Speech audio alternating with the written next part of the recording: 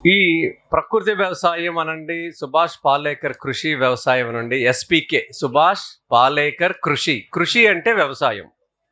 ఈ పద్ధతిలో మీరు మీ ఇంటి కోసం చేసుకోవటానికి టెర్రస్ మీద చేసుకోండి, మీ పొలాల్లో చేసుకోండి, ఎక్కడైనా చేసుకునే విధానం మీ ఇంటికి కావాల్సిన వస్తువులు పండించుకోవటానికి నేను చెప్తాను.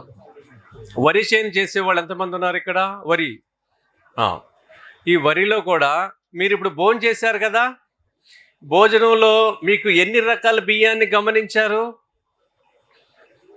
తిన్నారు కదా, పదార్థాల్లో ఎన్ని రకాలు గమనించారు? బియ్యాలు 3 రకాలు 4 రకాలు గమనించారు కదా. అన్నీ బాగున్నాయా? ఏదైనా బాగోలేదా? బాగున్నాయి కదా. ఇవన్నీ కృష్ణుడు కాలం నాటి 5,000 సంవత్సరాల బియ్యాలు ఇవి. నిజంగా నేనేమి తప్పుచమట్లా, స్వామివారి పాదాల కింద నుంచి మాట్లాడుతున్నా. 5,000 సంవత్సరాల క్రితం బియ్యం ఇవన్నీ. అప్పుడు వడ్లు, అప్పుడు విత్తనం, ఇవన్నీ మనం వదిలిపెట్టేసుకుని 75 ఏళ్ళు అయిపోయింది. ఇప్పుడు బీపీటీ అనే ఒక విత్తనం తెలుసా? బియ్యం సోనా మసూరి ఉన్నాయా? సోనా మసూరి ఎవరు తింటున్నారు? బియ్యం చేతులు ఎత్తండి.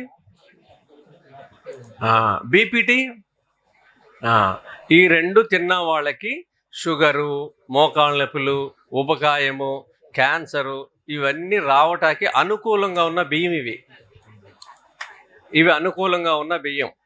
దీంట్లో ఎక్కడ మినరల్స్ కానీ, విటమిన్స్ కానీ, ఫైబర్ కానీ, మైక్రో న్యూట్రిషన్స్ కానీ ఉండవు.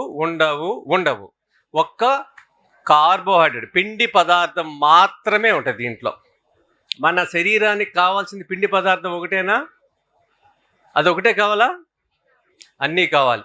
అన్నీ కావాలన్నప్పుడు ఈరోజు మీరు ఏమి తిన్నారో అవి ప్రతి గింజలోనూ ఉంటాయి. ఈ 4 బాగున్నాయా? అన్నం వండుకుంటా కొన్ని లావుగా ఉన్నాయా బియ్యం, కానీ రుచి ఎలా ఉంది? బాగుందా?